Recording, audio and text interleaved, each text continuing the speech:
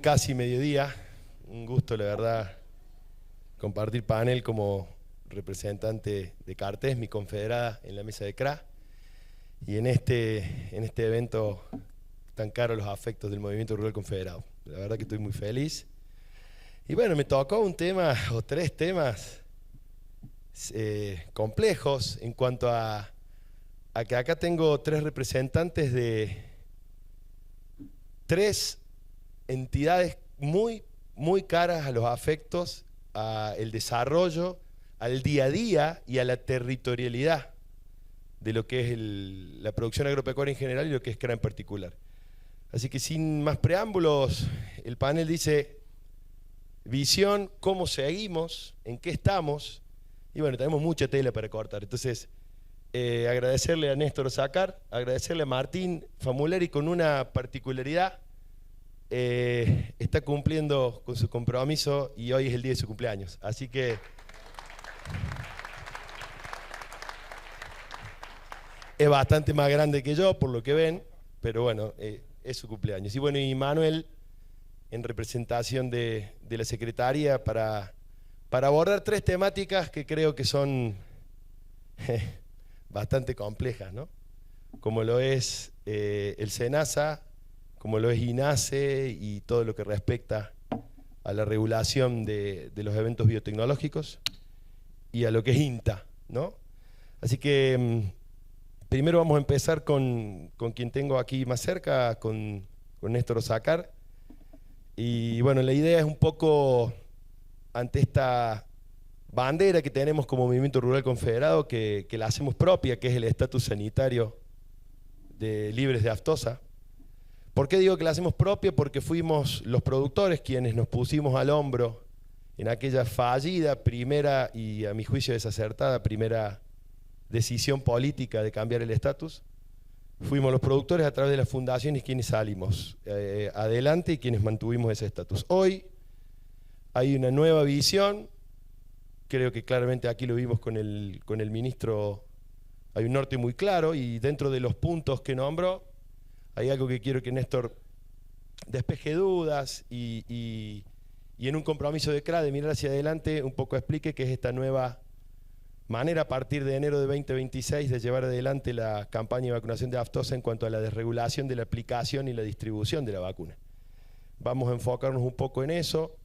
Y bueno, y sin más preámbulos, Néstor, ¿cómo están viendo este nuevo cambio? ¿Cómo adaptan el organismo a, por un lado, sostener esto que digo que para nosotros es tan importante, que es el estatus sanitario, y cómo adecuarnos a esta nueva realidad?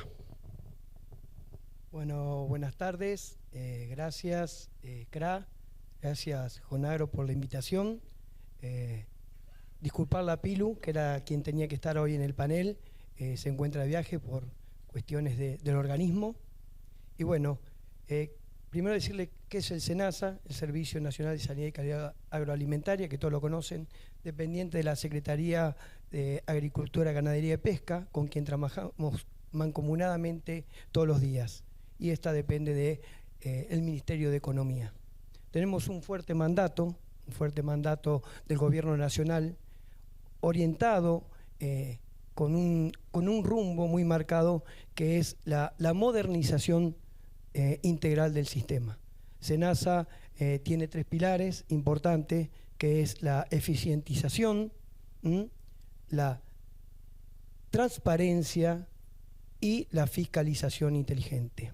Eso nos permite la despapelización, pasar a lo digital, la transparencia, esa transparencia tan importante que tiene que tener el SENASA, que necesitan los productores, que necesitan la actividad privada, que nos da robustez, un SENASA muy robusto. Hoy estamos trabajando con los diferentes mercados, nos hace un SENASA robusto, y no solamente al SENASA, sino proyectar la actividad privada hacia esos mercados. Los mercados están más exigentes, ¿no? Y el SENASA acompaña esa exigencia, y los productores. Hoy yo digo siempre que un SENASA que tiene que acompañar la actividad. Tenemos que ir de la mano. Trabajando en conjunto damos esas señales. El SENASA ha recibido más de 80 auditorías en estos 2 años que estamos en esta gestión, han salido todas bien, y eso es un compromiso tanto del SENASA como de la actividad privada. Cada auditoría que tenemos, que quede claro, no solamente auditan al organismo, sino también a la actividad privada y en su conjunto la interacción que tenemos. Y nos vienen acompañando todos estos mercados que abrimos, todos estos mercados que sostenemos, son en conjunto la Secretaría, el SENASA y la producción. Con respecto a los 3 pilares que le comentaba, es el anhelo que tenemos en seguir continuando, y uno de estos hace referencia a la aftosa. No somos ajenos a la desburocratización que tiene hoy el Estado, que está trabajando, no somos ajenos, venimos trabajando, si bien dependemos de la Secretaría, también trabajamos en conjunto con el Ministerio de Regulación en esto de acompañar al productor. Como ustedes saben, hemos modificado más de 200 normas acompañando a la exportación, al productor, lo que redunda en bajar costos al productor. Nos permite ser más eficientes, nos permite sacar el personal y tenerlo, yo digo, en territorio. Y que el SENASA se dedique a la fiscalización, que es su tarea, y no a otras tareas que no le corresponden. Con respecto, que me decía Javier, a la aftosa, es un proyecto que venimos trabajando a lo largo de estos 2 años. Comenzamos con una primera etapa, en conjunto trabajamos con los entes y con los productores. En la primera etapa sabemos que se modificó la composición de la vacuna, Javier. Pasamos de una vacuna que era tetravalente a una vacuna de aftosa que es bi o trivalente. Eso fue una primera etapa. Después pasamos a otra segunda etapa, que es la de las estrategias de vacunación, que ya comenzamos este año, en la cual acompaña a la producción, reduciendo también costos, disminuyendo las categorías a vacunar. Esto va aparejado con reducción de los costos al productor. A través de tantos años, todos saben que el último brote que tuvimos de aftosa fue en el 2006, ya llevamos más de 20 años en la cual el SENASA hace una vigilancia activa, monitoreando la actividad viral, y no hemos tenido, siempre nos ha dado negativa. Esta situación, conjuntamente con los entes que han erradicado la vacunación de aftosa, nos da tranquilidad y nos permite hacer todos estos cambios. Este cambio, en esta etapa, hay que tener en cuenta que tenemos que fortalecer, al haber cambiado la composición de la vacuna, haber pasado a otra estrategia de vacunación, tenemos que fortalecer la vigilancia epidemiológica. Y esto lo hemos hecho a través de la resolución que hace hincapié Javier, la resolución 201, en la cual hemos incorporado a los veterinarios privados a la vacunación. Esos son un fuerte rol, van a cumplir un fuerte rol en la vigilancia epidemiológica, que viene a ser pasiva. La presencia de los veterinarios en la vacunación puede que nos acompañe a la denuncia, ¿no?, de sintomatologías compatibles con fiebre aftosa y una determinación inmediata ante un caso de esta enfermedad. Y el último punto, comunicarles que hemos firmado un convenio con Biogénesis para el banco de vacuna, en la cual no solamente están las semillas que antes teníamos de las cepas regionales, sino también tenemos las semillas para las cepas extrarregionales ante un eventual suceso. Eso es todo a lo largo de este camino que venimos trabajando para un proyecto que es a largo plazo, seguramente algún día dejar de vacunar. Sí, bueno, claro, Néstor, sí decirte que estos puntos de vista que has marcado, esta política del gobierno hacia adelante y con una visión de proactividad, lo hemos hablado en varias oportunidades, va a tener un desarrollo. Vos bien dijiste que esto es a largo plazo y tiene muchas aristas, ¿no? Y creo que la que se basa es en una generación de confianza desde un organismo fuerte ante un nuevo cambio en la manera de relacionarse productores, veterinarios y distribuidores de vacunas. No es menor lo que acabas de decir, y en base a lo que acabas de decir va mi pregunta, ¿no? Tenemos que trabajar entidades agropecuarias, productores en general y sobre todo el servicio sanitario para que no se resienta esa efectividad de aplicación, las cadenas de frío y demás, me parece condición sine qua non, Y decirte que bueno, lo que acabo de escuchar tiene mucho que ver con estas últimas noticias de brotes y focos a nivel mundial con apariciones de nuevas cepas, y que bueno, que nos debe poner en mucho preaviso y en un trabajo mucho más mancomunado. Y sí, esta nueva aplicación, preguntarte cómo tienen previsto, sabemos que Argentina es muy diversa, muy compleja, y quizás en la visión de lugares donde hay más cercanía, producciones ganaderas más profesionalizadas o con mayor conectividad y es más fácil llevar adelante esto que dicen, pero cómo tienen pensado articular aquella vacunación prácticamente con aquellos productores de subsistencia en una amplia región geográfica de la Argentina, como puede ser Corrientes, Misiones en la zona de frontera, Jujuy, en donde el rol del ente cumple mucho más allá de solo la efectiva aplicación, cumple un rol, diría, de soberanía sanitaria, ¿no? Ahí te dejo una pregunta y un compromiso conjunto, ¿no? Bueno, con respecto a, no quiero entrar en detalles técnicos, con respecto a la vacuna, el frío, cómo lo vamos a controlar, lo que sí va a estar controlado, la programación y todo esto de la vacuna, el frío, la administración. Tengamos en cuenta que el SENASA tiene que dar esas garantías. Las mismas garantías que damos con un ente de vacunación, las tenemos que dar con el veterinario privado. Los organismos internacionales, cuando nos auditan, tenemos que dar la misma garantía. Eso mismo que hoy cumple el ente lo va a tener que cumplir el veterinario privado. ¿Y cómo llegar a aquel pequeño productor? Estamos trabajando. Por eso hemos puesto que la implementación en el 2027, para trabajar en conjuntos. Hemos tenido reuniones con los colegios de veterinarios, reuniones con las mesas de enlaces, para poder llegar en conjunto al 2027 y tener en cuenta el pequeño productor, el acceso a la vacuna y el costo de la misma, para que no se vea influenciado por el costo de la misma. Seguiremos trabajando, vamos a estar trabajando en conjunto en los congresos, a través de CRA, a través de CARVAP, a través de CONINAGRO, de Sociedad Rural, todos en conjunto, mancomunado, porque todos tenemos que ser solidarios y todos tenemos que sacar el país adelante. Y la idea es trabajar en conjunto. Saben que hay un SENASA abierto, un SENASA que está trabajando, que se reúne constantemente, que estamos a disposición. Excelente, muchas gracias, Néstor. Bueno, siendo estrictamente respetuosos de los tiempos, vamos a continuar con otro gran tema, ¿no? Que es lo que atañe a INASE como ente del Estado y a esta discusión bastante prolongada en el tiempo, ¿no? Que nos debemos los productores y toda la cadena de producción agrícola en Argentina, que es la propiedad intelectual, las nuevas tecnologías en eventos fitotecnológicos.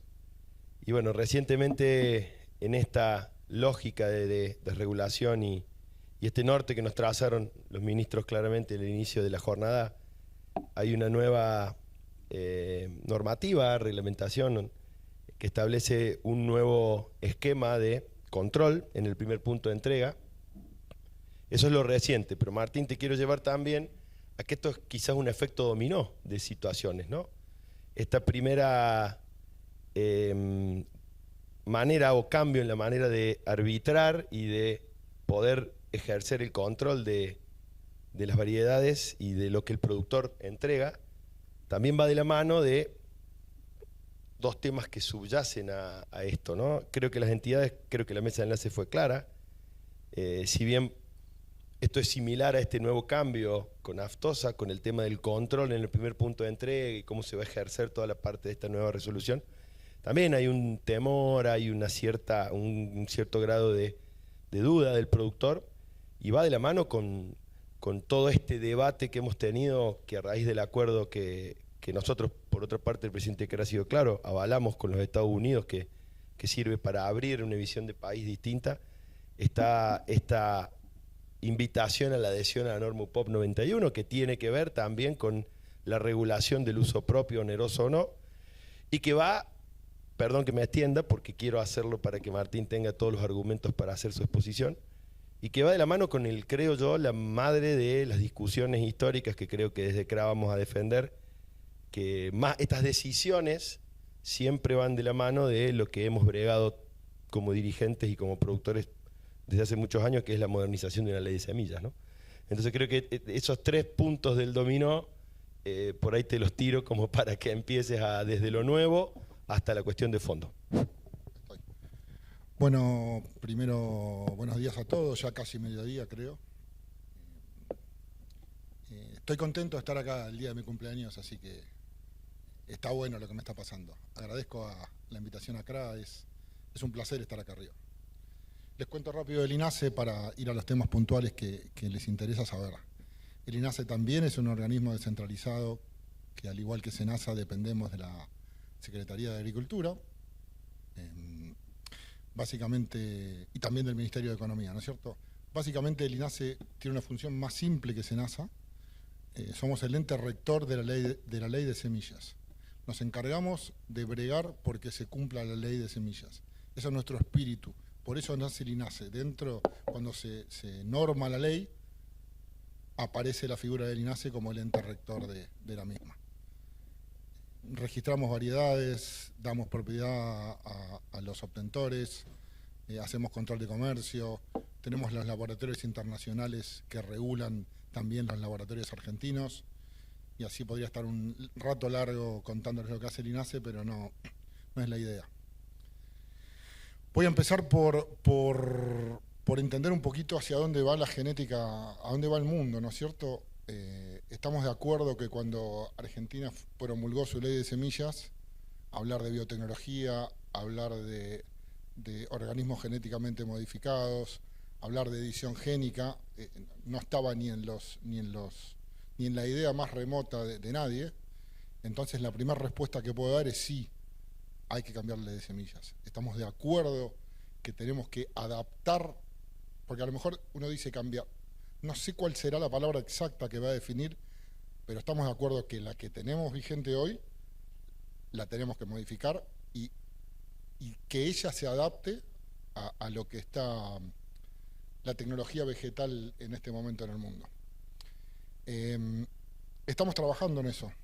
Hemos tenido, varios de los que están acá, hemos compartido reuniones muy interesantes, muy productivas, en la que como organismo y también hacia arriba como Secretaría y como Estado, entendemos que nada de lo que querramos hacer va a tener éxito si nosotros no consensuamos, si no escuchamos a todas las partes y si dentro de los límites que nos impone el mundo moderno no llegamos a un lugar que nos quede cómodos a todos. Entendemos que el rol del Estado en algún momento de esto va a ser arbitrar, porque sería ideal que el sector entero diga, esta es la ley que queremos, acá está terminado, pero acuérdense, cuando empezamos a conversar, creo que fue en noviembre, las posiciones, que no es el momento de conversar en el lugar donde está cada uno, estaban bastante alejadas, y hoy por hoy yo estoy seguro, y lo he hablado en particular y en general, de que estamos mucho más cerca de un lugar en común. La ley de semillas no tiene que terminar solamente en lo que es uso propio, es una parte, tal vez para Argentina como país y para el sector productivo la más importante, pero hay un montón de cosas que están atrás que nosotros tenemos que también regular. Toda la parte frutícola, las hortalizas, las vides, los frutales, hay un montón de cosas atrás de una ley de semilla que no es solo quién paga o no por un evento tecnológico en soja. Es mucho más. Entonces, dándole esa visión global, es que estamos trabajando, y quiero destacar la palabra consensuando. Y vamos a seguir haciéndolo. UPOP 91, segundo tema que me consultaron. Sin sacarnos el lazo como organismo, UPOP 91 forma parte de un convenio que firmó la Nación Argentina con Estados Unidos, en el que Argentina se compromete a presentar en el Congreso de la Nación la adhesión a UPOP antes de fin del 2027. Eso es todo. No hay más nada que un compromiso firmado, no recuerdo qué día, de febrero del 2026, en el que Argentina otra vez dice, yo voy a presentar esto al Congreso. A partir de ahí es una tarea legislativa que cada uno de ustedes, representando a los que representan, tendrá que, es fea la palabra influir, pero convencer, si quieren, a los legisladores de qué es lo mejor para la Argentina. Y acá yo les pido que cuando hablamos de una ley tan importante, o una modificación tan importante, pensemos en la Argentina. No quiero decir ni que digan que sí, ni que digan que no, pero no lo pensemos como a mi sector, a mi provincia o a mi barrio le conviene esto. No, pensemos qué será lo mejor para la inserción de Argentina en el mundo. Y la nueva norma que en realidad no es nueva, que estamos trabajando desde el INASE, no hace más que reflotar viejas normas que estaban vigentes, sobre todo la 1075, que es la norma que indica a los... Voy a ir un poquito para atrás. El primer punto de entrega es donde el productor directamente lleva su producción, puede ser acopio, puede ser exportador, o puede ser molino o alguna aceitera. En ese punto hay una norma, que es la 1075, que obliga al ente que recibe a tomar muestras. Esas muestras son de uso comercial. Modificamos esa norma y la adaptamos para que esa muestra sea útil también para hacer identidad varietal. Tan simple como eso es la norma que estaba vigente. Le agregamos una utilidad mayor a la muestra, no más que eso.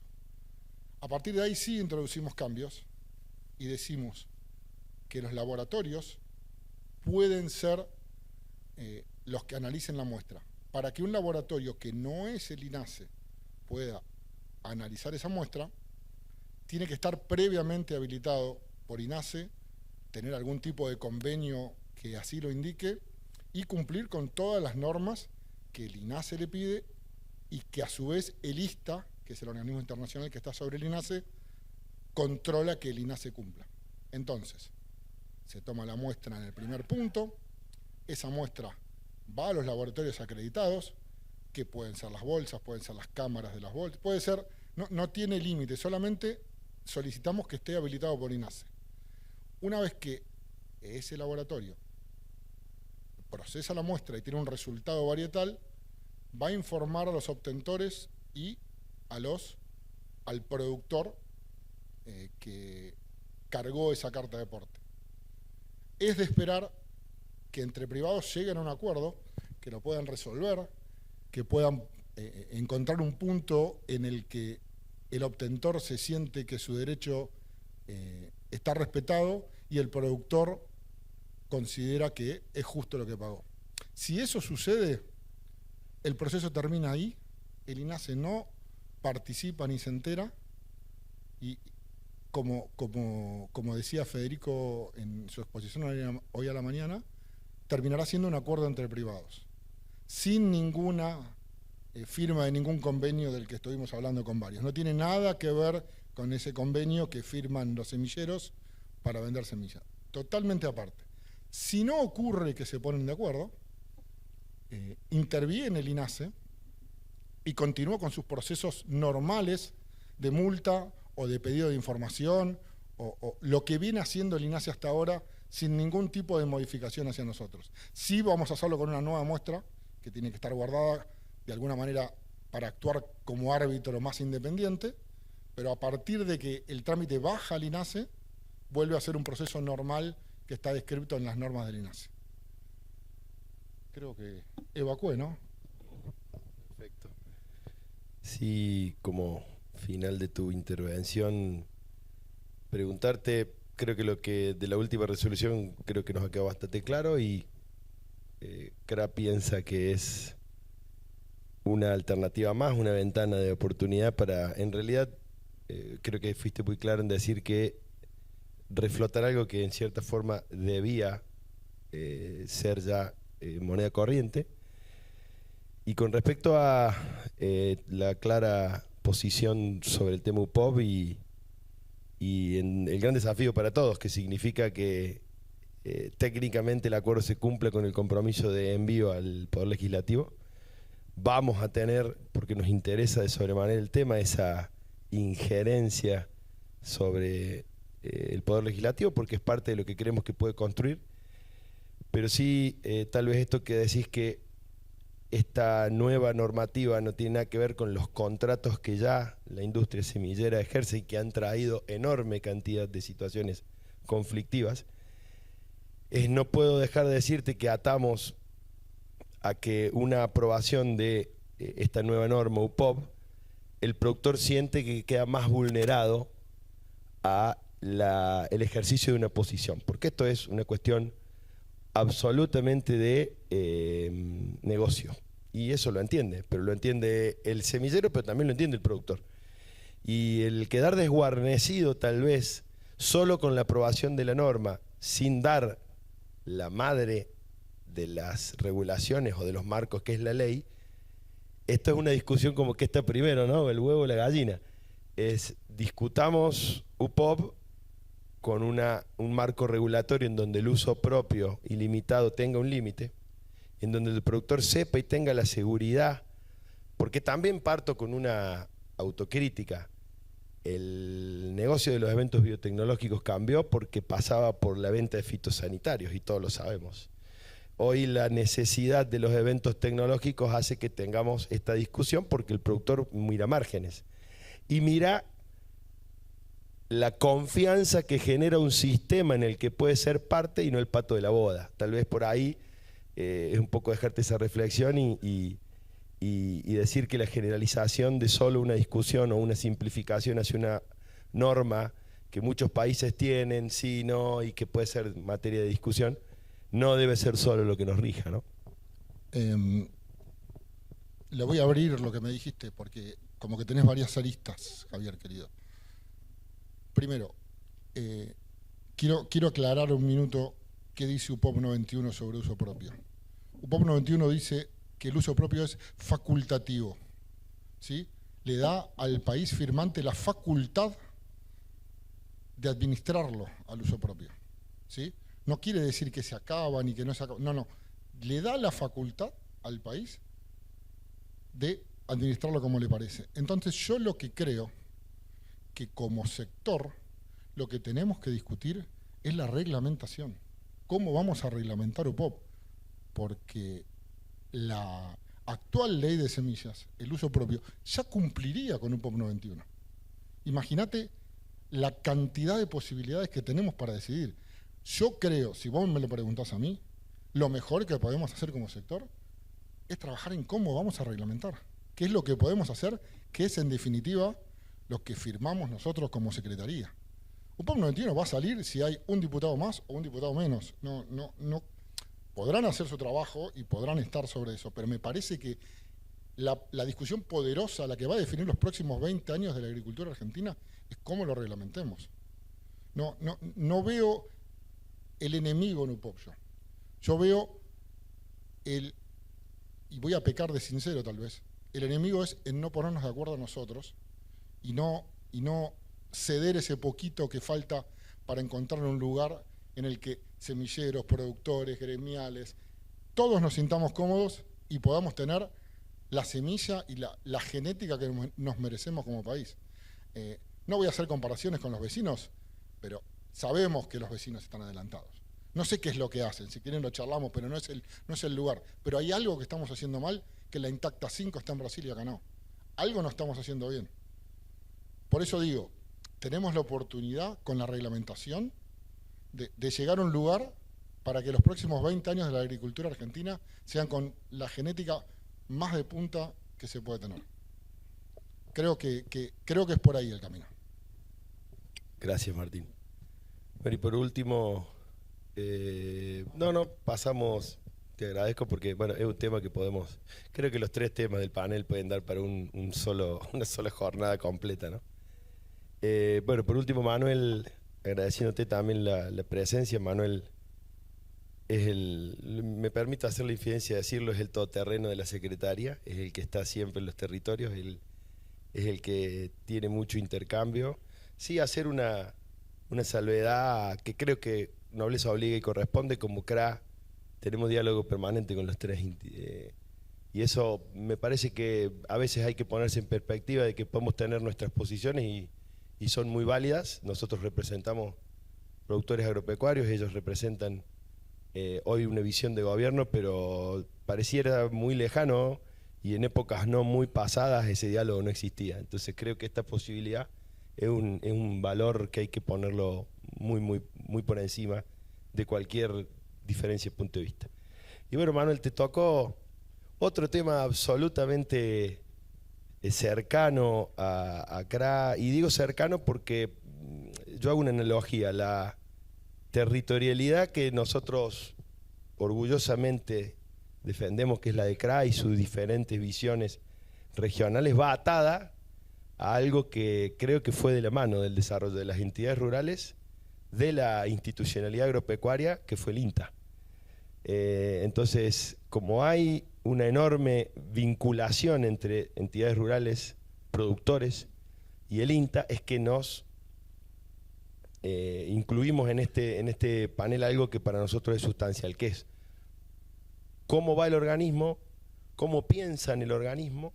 Sabemos que ha habido una cantidad muy grande de definiciones y de cambios de rumbo. Muchos de los rumbos, si uno en el imaginario de cada uno de los productores aquí presentes lo consulta, en gran medida se convalida que el INTA tiene que modernizarse. Ese INTA pensado hace 50 años, 60 años, hoy cambió todo, ¿no? Cambió la producción, cambió la tecnología, cambiaron las comunicaciones, y me parece que la palabra es ayornarlo. En ese camino siempre los productores están claros que tiene que ser.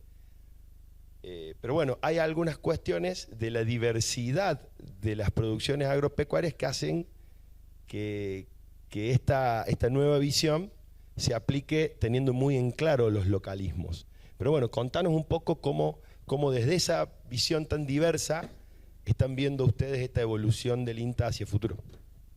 Bueno, buen día para todos. Primero, si bien directamente no pertenezco al INTA, yo les voy a hablar desde otro punto de vista distinto, y si bien como Secretaría de Agricultura estamos muy involucrados en lo que son las decisiones del INTA, te voy a hablar desde otra arista. La primera es de conocer al INTA. Creo que se han escrito muchos artículos, muchas notas, muchas entrevistas sobre el INTA, y me animaría a decir que pocos conocemos en profundidad el INTA.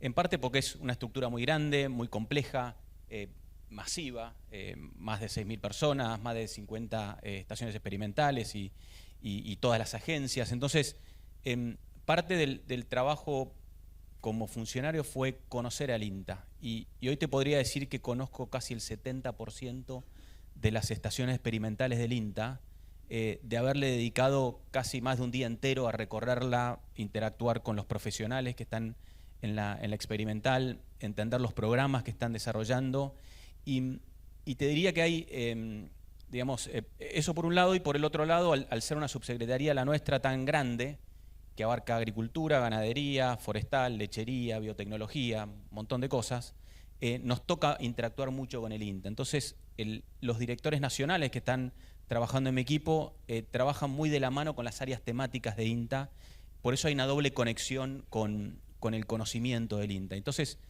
voy a tratar de hablar desde ese ámbito, al margen de contar un poco lo que se está haciendo.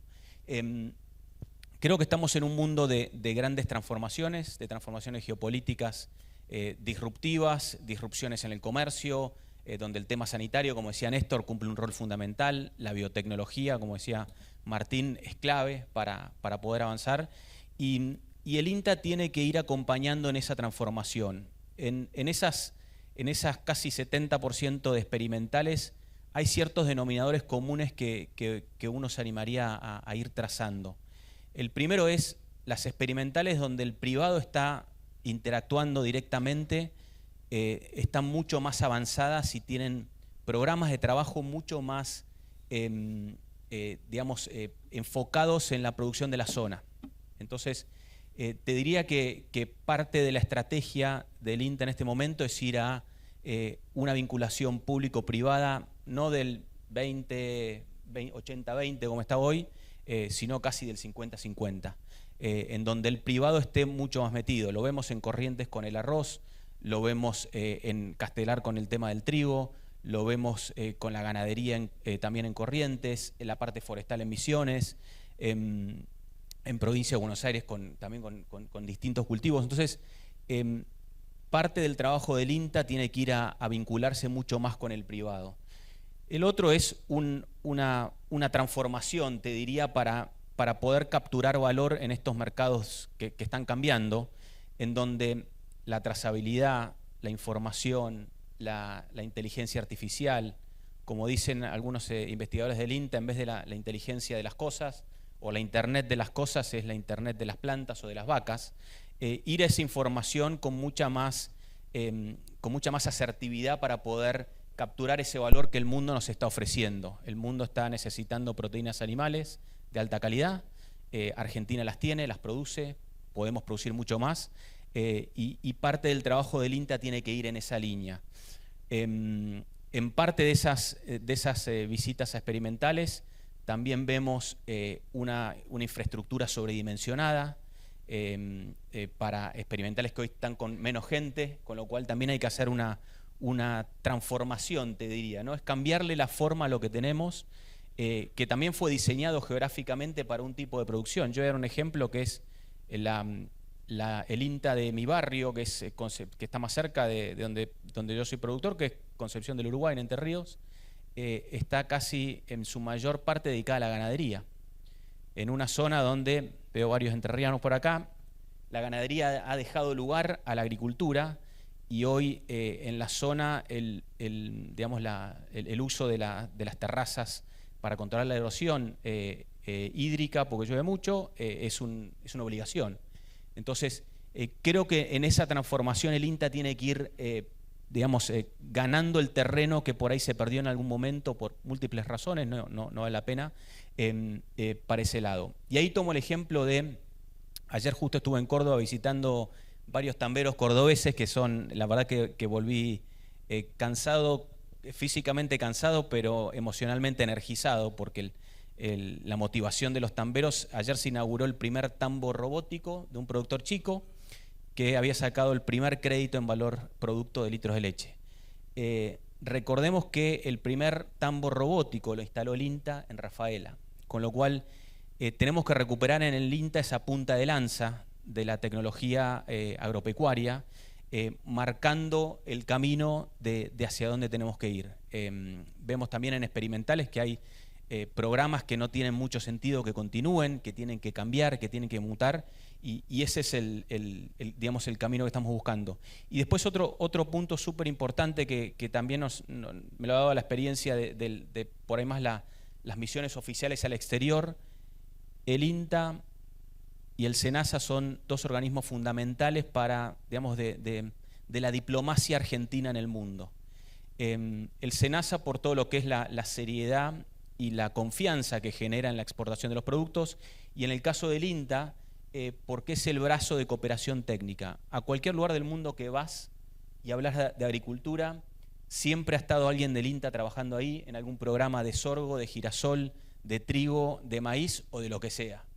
Siempre el INTA ha tenido o tiene un convenio firmado, vigente, con esas instituciones o con esos gobiernos, que a nosotros nos sirve mucho para poder agilizar esa diplomacia de también intercambiar conocimiento con esos países.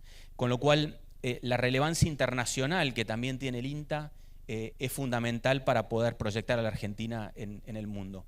Pero me parece que hay que ser claro en que como estamos hoy, no estamos sacándole todo el potencial y todo el jugo al INTA. Tenemos que transformarlo, reordenarlo, hacerlo más eficiente, y ahí te diría que hay varias aristas de trabajo.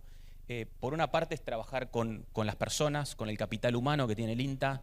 Como todos saben, hay en este momento un proceso de retiro voluntario funcionando, donde lo que se está buscando también es oxigenar a la academia que está trabajando en el INTA, oxigenar con las nuevas generaciones que tienen que tener ese lugar, pero sí dándole el reconocimiento a las generaciones que están saliendo.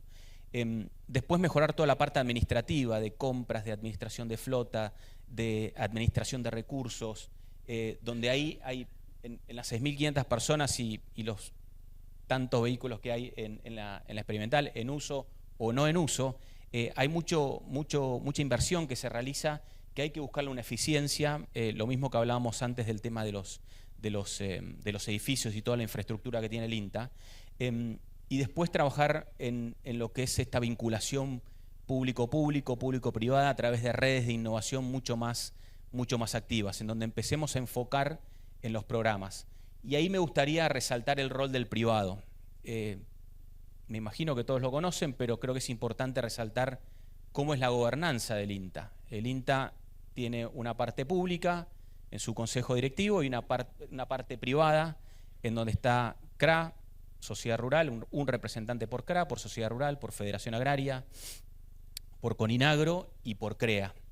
Y la parte pública hay 3 representantes, incluido el presidente, de la Secretaría de Agricultura, Facultad de Veterinaria, Facultad de Agronomía. Me parece que ahí también tenemos el poder de poder tomar decisiones y poder incidir directamente en el destino del INTA. Tal vez en el pasado hemos menospreciado el rol de esa silla en el INTA, o tal vez hemos hecho nuestro mayor esfuerzo como privados o como públicos y no han tenido los resultados que hemos querido, pero me parece que estamos ante una gran oportunidad. Primero la oportunidad que nos da el mundo y después la oportunidad de estar con un gobierno que está dispuesto a transformar el INTA, a transformarlo para sacarle la mejor energía que tiene adentro y poder potenciarla para posicionar a la Argentina en el mundo. Con lo cual, te diría, Javier, que hay un trabajo en equipo buscando ese objetivo, muy de la mano del privado, donde el privado tiene la misma responsabilidad que el público en tomar esa decisión. A diferencia de UPOV, que la decisión va a ir al Congreso y es mucho más colegiada o mucho más grande la colegiatura, acá creo que es más fácil ponerse de acuerdo y es cuestión de buscar ese horizonte común que es el bien para nuestro país. Y sí, no dejar de resaltar que, como decía al principio, la importancia que tiene el INTA y el SENASA y también el INASE en la proyección de Argentina al mundo, con lo cual seamos prudentes, seamos respetuosos en las declaraciones que hacemos, porque a veces que por ahí por establecer una posición sobre algún tema en particular estamos generando un daño colateral para el país ante una institución que, voy a contar la última anécdota y ya te dejo. Estábamos negociando con la aduana china, con el GAC, que es como la aduana y el SENASA para nosotros, allá está todo unificado, los distintos protocolos que están en curso, esto fue en septiembre del año pasado. El funcionario del GAC nos dice, para nosotros todo lo que diga SENASA está bien y está ok, con lo cual me parece que poner en valor esa proyección que tienen y ese respeto que hay por las instituciones argentinas es fundamental y es responsabilidad de todos nosotros hacerla valer. Bueno, gracias Manuel. Creo que un poco en base a tu presentación agradecemos porque, vuelvo a decirte, INTA para CRA tiene una significancia importante y creo que compartimos absolutamente la visión de la modernización. Vos nombraste algo que es fundamental, que es tal vez algo que tiene puntos de diferencia. Si bien SENASA tiene un consejo consultivo en donde los privados también tenemos nuestra voz, la gobernanza de INTA, como vos claramente dijiste, es parte de responsabilidad y tal vez haciendo análisis, mirando el espejo retrovisor y retrospectivos, tal vez la responsabilidad, si bien no es en el mismo porcentaje, pero también tenemos que las entidades tal vez hacer una autocrítica de por qué el INTA llegó donde llegó y bueno, sería largo hacer los análisis que creo que todos tenemos en nuestra cabeza. Sí decirte que, y por ahí pasarte un tirón de orejas, que en esta gobernanza que claramente marcaste, tenemos nuestra terna del representante de CRA enviada y todo este intercambio que hemos tenido muy fructífero necesitamos plasmarlo adentro. Y tiene un sustento esto. Gran parte de muchos de los centros regionales de la República Argentina hoy son presididos por gente de las rurales de CRA. Y entonces tenemos un compromiso de cambio importante. Pero bueno, como reflexión final, y agradeciéndoles enormemente a los tres porque estas cosas acercan. Voy a tomar palabras del presidente en su discurso inaugural de Carlos Castagnani. El diálogo no significa claudicar a los principios, y creo que esto es una construcción enorme. No significa tibieza. Van a encontrar en CRA la misma vehemencia, a veces con declaraciones altisonantes, Manuel, y lo debo reconocer, pero sí el mismo compromiso de diálogo, porque creemos en la construcción, en este caso, de 3 instituciones del Estado importantes, de las que nos sentimos parte y que marcan el futuro para nosotros y para el país en general. Así que muchísimas gracias, ha sido un verdadero placer y seguiremos trabajando juntos.